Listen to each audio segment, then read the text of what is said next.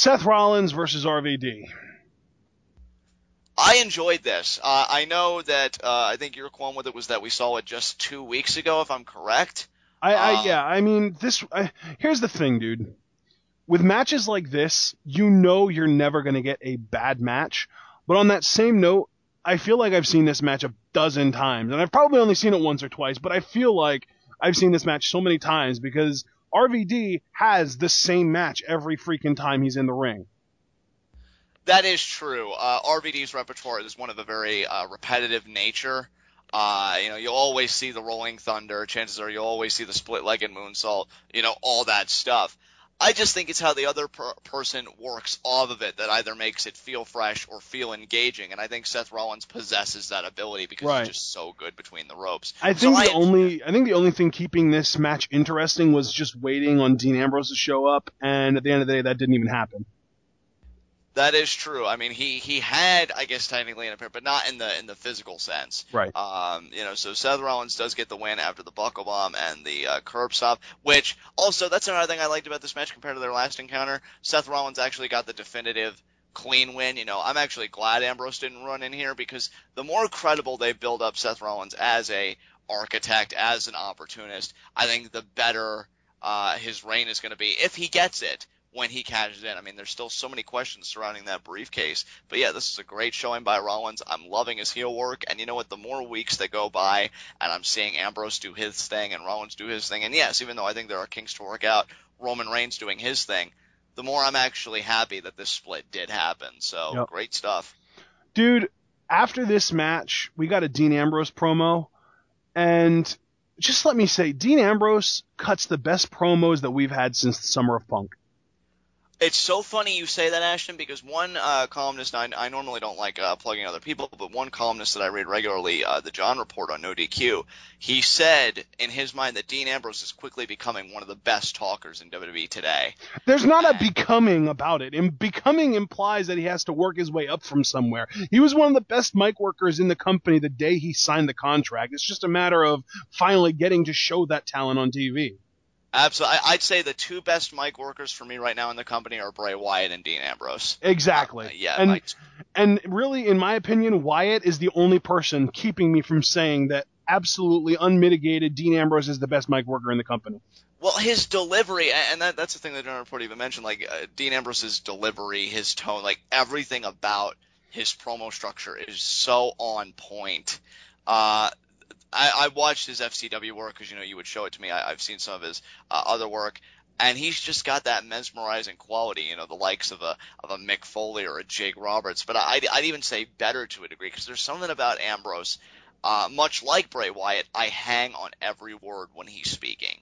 And that's a rare quality because most times when people talk, I'll listen, but it's only kind of that half tuned in listening where my mind is also elsewhere. No, with guys of that caliber, I am sucked in, man. I want to get the entirety of their message, and Dean Ambrose delivered some great work here.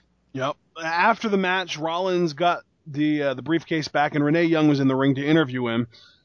He said, if you're going to introduce me, do it the right way. That's Mr. Money in the Bank, Seth Rollins. And he says, it's not arrogance if you can back it up. Everyone's just bitter that he was right and everyone else was wrong.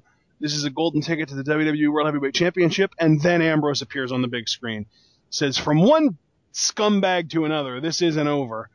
You didn't actually win last night. Your daddy Triple H had to bail you out by sending Uncle Kane out. And every time you think about cashing in, I'm going to be there. The briefcase doesn't have a contract inside. It's got TNT inside, and it's going to explode and blow up in your face every single time you try to cash in. Believe that. Loved it. Loved the line, too, about, see, Rollins, you got it wrong. That briefcase doesn't have a contract in it. It has TNT, because anytime you even think about cashing in, it's going to blow up in your face because I will be there and I will ruin it for you. And yeah, that was a brilliant line. I do think this is going to be yet another feud that revolves around the briefcase and ownership of the briefcase. But here's the thing. This is actually the first feud where I believe ownership can change. Here's the thing. I could see ownership changing twice. I could see it going from Rollins to Ambrose and then back to Rollins. I agree. The only other time we saw a briefcase transfer, and it wasn't even in a feud, so that's why I kind of qualified the Kennedy to statement. Edge. Yeah, Kennedy to Edge, but that was only because Kennedy was injured. That's it. This is an actual feud, though, and I completely agree with you, Ashton. I could see the briefcase changing hands once at Battleground, and then next at SummerSlam. Easily with these Yeah. two. Yeah. But then, I don't know, even after the briefcase changed hands twice, I mean, would Dean Ambrose keep going on his promise? Because there's got to come a time where either the cash-in fails or it succeeds. So what part does Ambrose play in either result? That's the ultimate question. For the time being, in the context of right now, this promo, this was brilliant work. I am so excited for this feud. Everybody that I've read has called for them getting 20 to even 30 minutes, I've heard from some, at Battleground. They want these two to have a clinic. I want it too, so we'll see. Absolutely, dude. I don't know if you saw it, but Dean Ambrose also cut a promo in the after show of Raw, and it was just as good, if not better. Yeah, you showed that to me. Renee interviewed him, and he said, I'm a guy. I always get my revenge when somebody has wronged me. When somebody, lies to me, I'll always get even. Because the thing about Dean Ambrose is, I live by a code, and the code I live by is I never lie. I said I was going to do something. I did it. I said that I'm going to ruin Seth Rollins' chances, and it was the start of that tonight, which we'll get more into when we get to the main event segment. And he tells this personal anecdote about how he was in Mexico and he spent 2 months in a Mexican prison because he was driving and somebody flipped him off, and he followed the guy for, I think he said 36 minutes. And 36 miles. 36 miles, and he beat the crap out of him. So I love it. Dean Ambrose is on another freaking level Dude, right now. my favorite line from that post-show promo, there are 3 things in this world that'll survive a nuclear explosion. Twinkies, cockroaches, and Dean Ambroses. I was like, yes! So good. And to continue the running joke that you and I have kind of capitalized on with Ambrose, he was still selling the shoulder. Yes! Putting the jacket on like, ugh. Yeah, but I'm feeling dude, great. And another line that he had that was great was, the Authority isn't allowed to win. They're not going to win. They can't win unless they stop me from breathing or they stop me from walking. And I got to tell you, and then he puts the jacket on and struggles with it, I think I'm walking just fine. And then he walks away. I was like, yes, he's so good. I am so happy that all of this has happened for him because I could see it, because I even read, I think some people were underestimating Ambrose. I never really saw anybody come out and outright say that Ambrose sucks or anything like that, but I did see people say that they just felt like Ambrose was the weakest link in the Shield because of this, that. Well, let me tell you something. One of the things about pro wrestling that I have come to understand in my years of watching it, it's all in the presentation. Reading ECW's biography, the Public Enemy looked like one of the greatest tag teams of all time. You know why? Because Paul Heyman knew how to present them as such.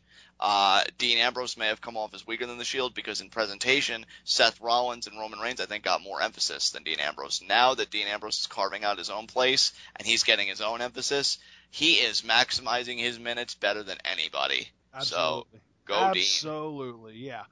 Ambrose has been absolutely phenomenal lately. Dude, I feel like there are like 3 posts on Reddit daily now of people talking about how Dean Ambrose is now their favorite wrestler, or this guy used to be their favorite wrestler and now it's Dean Ambrose, or Dean Ambrose is the best thing going in the WWE right now. Everybody is hopping on that Dean Ambrose hype train, and I am your conductor.